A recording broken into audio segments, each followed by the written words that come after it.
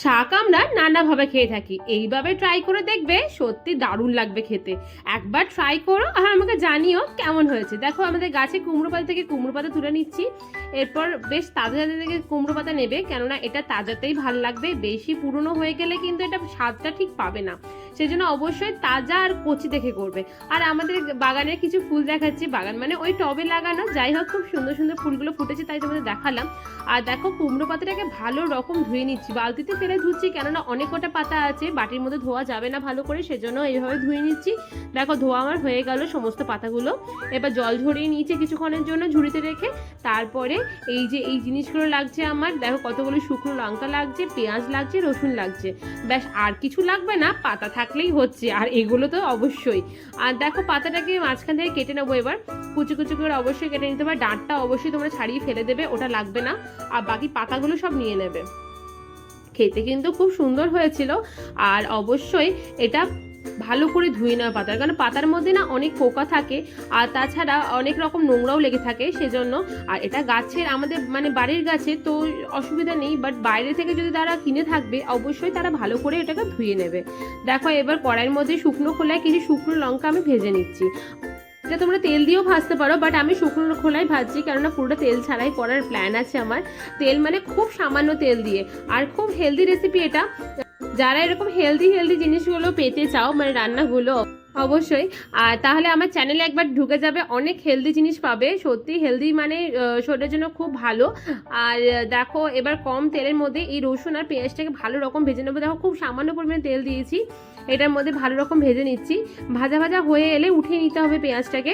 দেখো আমার ভাজা হয়ে গেছে তাই উঠিয়ে নিচ্ছি। এরকমভাবে খেয়ে দেখো একবার, সত্যি দারুণ লাগে খেতে। মানে এইটা দিয়ে তোমরা ভাত খেয়ে নিতে পারবে, তো এমন কিছু তোমার মানে ইনগ্রিডিয়েন্টস লাগে না, মানে কোনো জোগাড়পাতি ছাড়াই খুব সহজে বানানোর।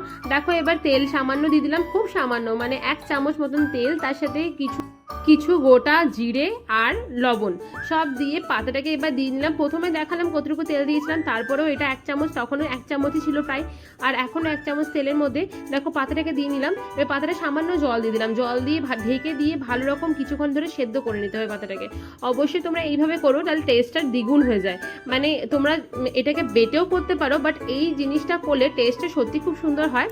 আর দেখো এবার আবার পাতাটা সেদ্ধ করা হয়ে গেল, মানে নরম হয়ে এলো। এরপর এটাকে মেন জায়গায় টুইস্টটা আছে। দেখো এবার কি করছি আমি, এবার দেখো পাতাটা হয়ে গেল, শিলে বাটবো, এটা হচ্ছে মেন টুইস্ট।